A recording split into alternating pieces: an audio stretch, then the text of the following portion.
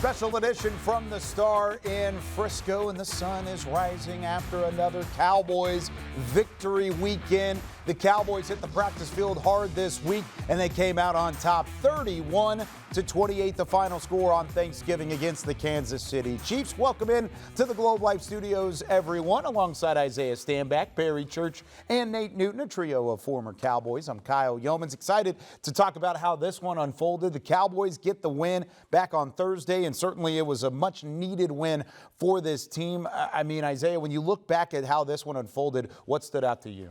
The fact that these guys were just resilient. All the playmakers that you have, they all stepped up in a major way. And there's a reason why you pay people certain amounts of dollars, because you need them to show up when the big games are there. Dak Prescott, CeeDee Lamb, George Pickens, all the offenders were there. Defensively, Quentin Williams, obviously it was an impact in the game. Sam Williams, guys that you didn't necessarily aren't necessarily paying the big bag to, but are being the benefactors of some of the big bag players. I just love the fact that these guys stay competitive and your team is showing up collectively on all three phases of the game. Yeah, without a doubt. And I just love the resilience of this team. I mean, down, giving up 14 points in the first quarter, battling back. It just showed the resilience overall. And Dak Prescott, to me, was extremely impressive out there. We know how much of a big game defensive coordinator Spagnuolo is, and he loves to throw the kitchen sink at you. Well, it seemed like Dak Prescott had all the answers to all the blitzes. Whatever the case may be, the offensive line did a great job protecting them. Dak Prescott was able to find those receivers. And once again, George Pickens had a heck of a night out there for the Dallas Cowboys. So it was an extremely impressive victory overall. Matt Eberflus, you are the guy no one is talking about.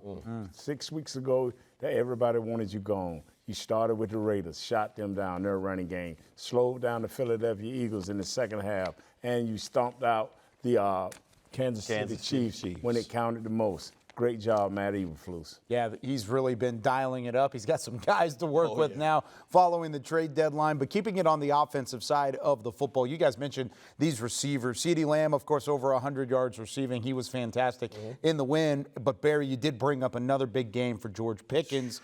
It wasn't his best statistical game, but when they needed a big play, they stepped up, and they went straight to number 3. They found him on multiple occasions. And that's what was impressive to me when I looked at this ball game. I mean, when you look at it, yes, George Pickens may not have had, 150 yards and multiple touchdowns out there, but when they needed a big play, when they needed to convert on a third down, and Kansas City had all their resources on George Pickens out there, he found a way to win, whether it was one-on-one, whether they had a linebacker buzzing over underneath them or a safety over top. He was still able to find the football and make that conversion. And like I talked about before, when he has that football in his hands, that yards after the catch, I mean, he's one of the best wide receivers in the National Football League with the yak yardage, and it proved huge for the Dallas Cowboys.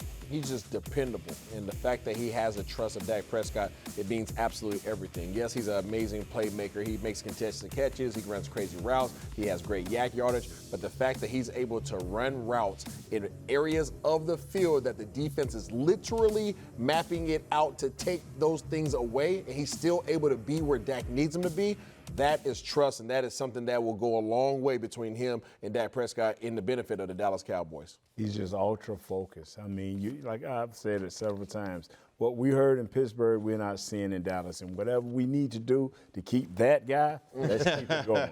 That's another way to say pay George Pickens. That's what Nate's trying to do. This defensive side of the football playing better as well, winning at the line of scrimmage. Barry, what did you see out of the defense on Thursday? Rush and cover. I mean, they're starting to really gel, and they're really starting to work together. When the defensive line is able to get after the quarterback extremely fast, it allows those secondary players to sit back, kind of sit on routes, and be extremely sticky to those wide receivers out there. We saw a ton of contested catches in that game against the Kansas City Chiefs. And even when the defensive line may not get that great jump, they may not be able to get after, the quarterbacks out there and move them off your spot, you saw that secondary back there have that sticky coverage, giving that defensive line an extra tick, an extra second to get after the quarterback and make things hard for Patrick Mahomes out there. So you're starting to see that rush and cover work together, and it's a thing of beauty. Pressure, pressure, pressure. These guys are making it very uncomfortable for opposing offenses. These quarterbacks that they're playing, back-to-back weeks, Jalen Hurts and now Patrick Mahomes, obviously the Super Bowl appearing quarterbacks of last year. These guys, neither one of them were comfortable in the pocket, and that is what this defensive line is creating, and it's making everybody around them better. And it's only going to get tougher this week as they travel to Detroit and take on Jared Goff. So it continues to be a problem. But when we come back here on Special Edition, we're going to hear later in the show about some of those Thanksgiving memories memories. Cowboys made some new ones, but let's take a look at what Nate Newton was doing back in the day on Thanksgiving as well. But when we come back on the other side of the break, it is Jared Goff and Detroit next up on the schedule. How can the Cowboys take advantage of the rest of that schedule moving forward? Special edition presented by AT&T is brought to you by your North Texas Ford dealers. Ford is the best in Texas. Reliant, official energy provider of the Dallas Cowboys. Blockchain.com. Invest like your icons with Blockchain.com. And by AT&T. Connecting changes everything.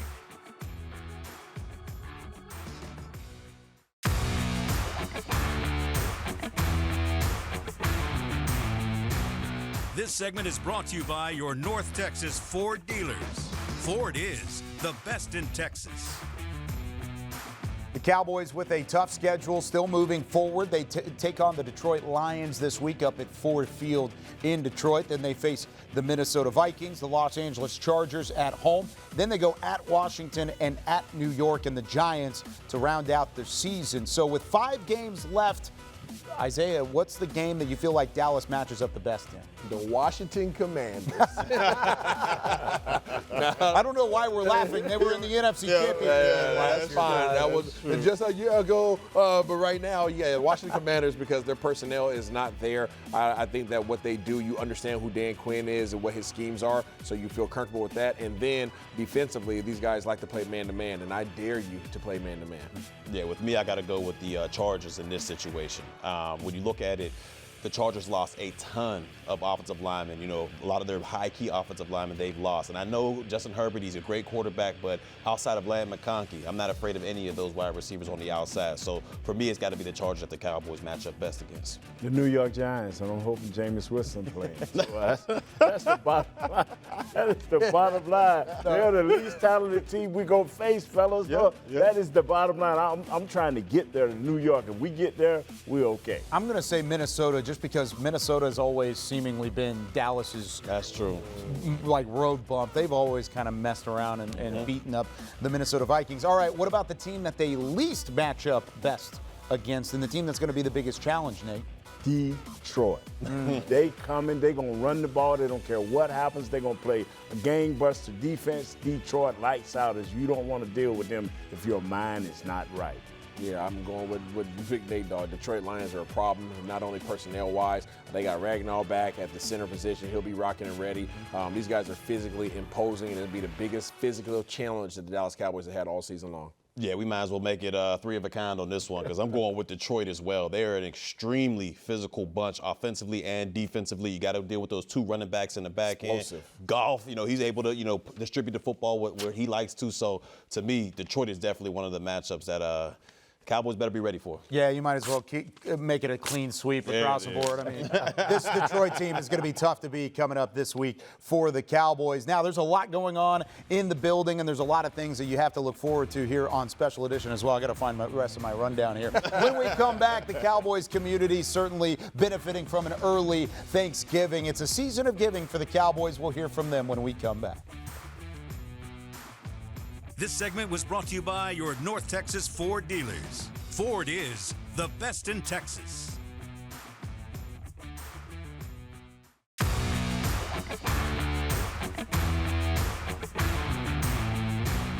This segment is brought to you by the NFL Fan of the Year, presented by Captain Morgan. Of course, it is Thanksgiving week, and the Dallas Cowboys getting off to an early start, serving meals to the Dallas-Fort Worth community. The rookies getting in on the action as a part of the Rookies Club, and then, of course, Dak Prescott helping the Salvation Army out. Early Thanksgiving is a Cowboys tradition that continues to live on. Thanksgiving came early in North Texas as the Dallas Cowboys, their wives, and Dallas Cowboys cheerleaders stepped away from the field and into the community. You know, we've been coming out to the Salvation Army for an early Thanksgiving for over 20 years now, and it's such a wonderful time for us to celebrate them, to celebrate the great work the Army does, but to celebrate these people in here that are just looking for a little cheer. So in enriched every single day in our lives, and just to be able to give back to these incredible people and just spend some time is truly what's important in life. From Fort Worth to Frisco to Dallas, the organization spent time serving meals, fresh beverages, and offering a little encouragement to families who need it most. Just being able to come out here and to serve others.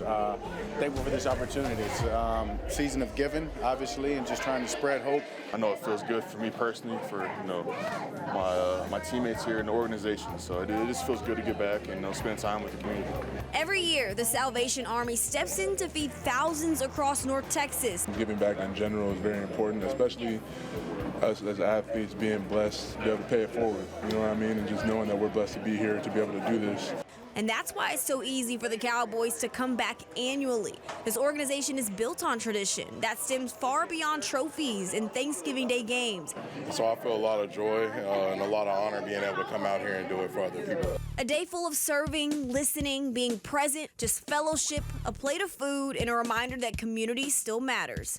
It is wonderful. I saw them last year, and every time I see them, it just uplifts me more and more and more every time. Just to be a light in somebody's darkness, just to be a blessing at all in somebody's life, it's what we do. In Dallas, I'm Nicole Hutchison. Get a hug. Look, hugs go around. Hugs go around. Thank you. The Cowboys making memories off the field this holiday season. When we come back on Special Edition, the Cowboys had a chance to make memories on the field this past Thanksgiving. We'll take a look at some of their more memorable Thanksgiving Day moments as a part of their storied tradition on this holiday. This segment was brought to you by the NFL Fan of the Year, presented by Captain Morgan.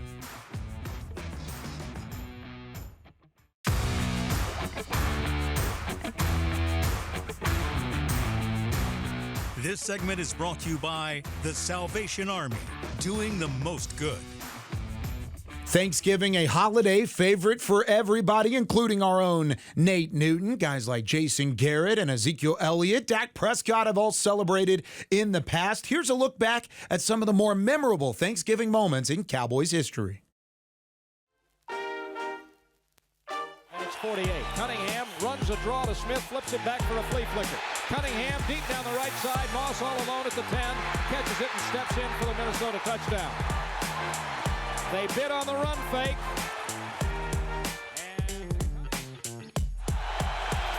And going back to throw on first down.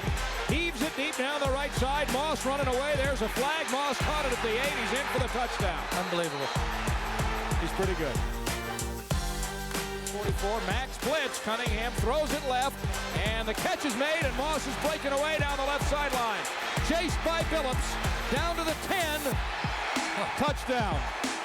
First down at the Kansas City 15. Handoff, Emmitt Smith again. 15, big hole. It's 10 to the 5. He scores. Emmitt Smith, touchdown Cowboys. Put him in the end zone. 3 wide receivers now. Aikman on 3rd and 13. Going for the bomb again from Michael Irvin in the corner of the end zone. He bobbles the ball. Oh, what a catch. Oh, man. Touchdown Cowboys. And a juggling act by Michael Irvin, 33 yards. 6:14 remaining third period. 14-6 Cowboys. Second down and 8. Pass over the middle, wide open. Novacek 25-20. He races to the end zone. Oh, look at that. Score. Jay Novacek hurdles a player at the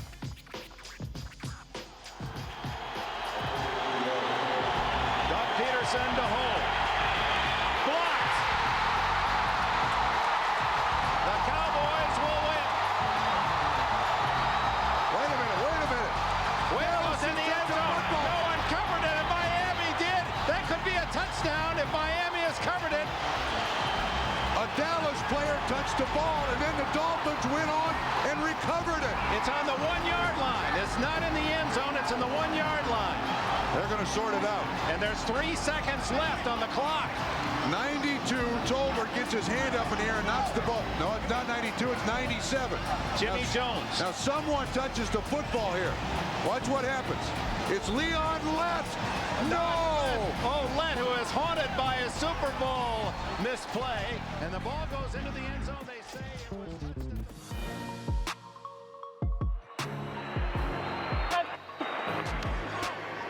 Second and 10.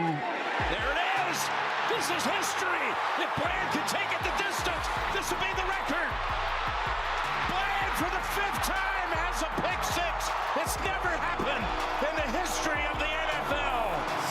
making of when to just adjust and turn and go. It's next level, and that is the record. So here you go. You get the first bite. We got two. We got one for each of you guys. There you go. Duran, come on, guys. Dig in. Happy Thanksgiving.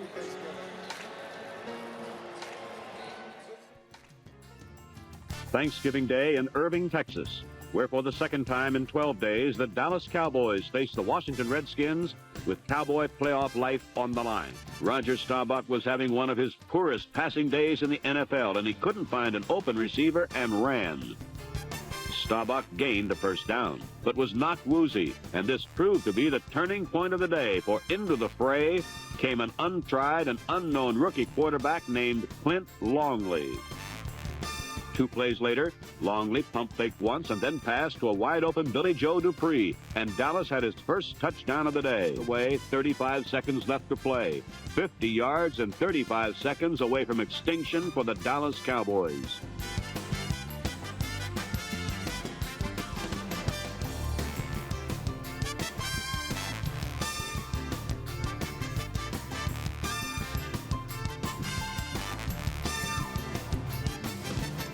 Dallas and their unheralded rookie had done the impossible, and an entire stadium of 63,243 went wild.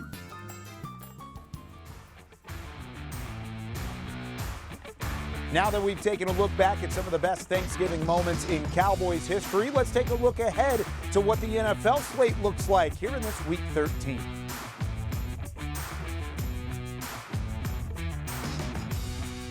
This segment was brought to you by the Salvation Army, doing the most good. Closed captioning is brought to you by the Texas Lottery. Dallas Cowboys scratch tickets from the Texas Lottery are here. Play today. And to watch more Dallas Cowboys content on your connected TV, download the Cowboys Now app on Amazon Fire, Roku, and Apple TV.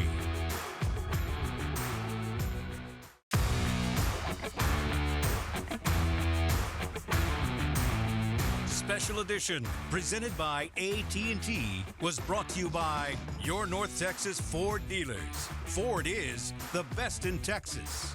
Miller Lite, the only beer of the Dallas Cowboys. And by AT&T, connecting changes everything. Wrapping up this edition of Special Edition from the Star in Frisco following the Thanksgiving holiday with Isaiah Stanback, Barry Church, and Nate Newton. I'm Kyle Yeomans. Couple games to look forward to now that the Cowboys have already taken care of business, 31-28 over the Chiefs back on Thursday. Couple games for you to watch this weekend. Let's start in the AFC. Houston at Indianapolis. Indiana Jones taking on DeMeco Ryans and the Houston Texans, who have been playing better football as of late. Isaiah, what intrigues you about each one of these games? Houston is a problem right now with that defensive pass rush they have over there with Danielle Hunter and the rest of the party up there. But also, Indiana Jones is injured right now with a fractured fibula, so I'm not sure that their passing game is going to be where they need it. Yeah, I love watching good defenses, and Houston got one of the best defenses in the National Football League, so I love them to see what these edge rushers got for Houston. And then, of course, Jonathan Taylor for the Colts. I mean, this guy is running away as the best running back in the National Football League right now. Definitely want to see what he got in store. All Houston has to score is 21 points because you cannot score on that defense. Yeah. That's the thing. You can't score on either one of these defenses. It's going to be a fun matchup at noon on CBS. All right, how about this one? 3:05 on Fox. One of the upcoming opponents for Dallas, the Minnesota Vikings, taking on the Seattle Seahawks, who have been pretty good this year, Isaiah. Of course they've been really good from Seattle. Seattle native Isaiah Stanback. The Seahawks are a really good team. These guys are getting better every single week. They have a lot of talent on both sides of the ball. I know Big Nate Dogg loves their defense. Yes, sir. And you know what, defense, I want them to beat Minnesota down so we can have an easy roll. Yeah, without a doubt. And you see former Dallas Cowboy Tank Lawrence is out there for Seattle doing his thing. So definitely want to see what he has in store. And then Minnesota, upcoming opponent for the Dallas Cowboys. It's going to be a fun matchup, I think, across the board because you look at the Cowboys. They already got their job done, and the Eagles are already done. This is a relaxing weekend. Kind of kick your feet up and relax a little bit. Get to watch a little bit of football, hang out, maybe eat some leftovers as well. There's a lot of good things you can talk about after the Cowboys get the job done. 31-28 the final score. That's going to do it for us here on Special Edition. Hope you enjoyed your Thanksgiving holiday, everybody. For Isaiah, Barry, and Nate, I'm Kyle Yeomans. See you next week with more Special Edition.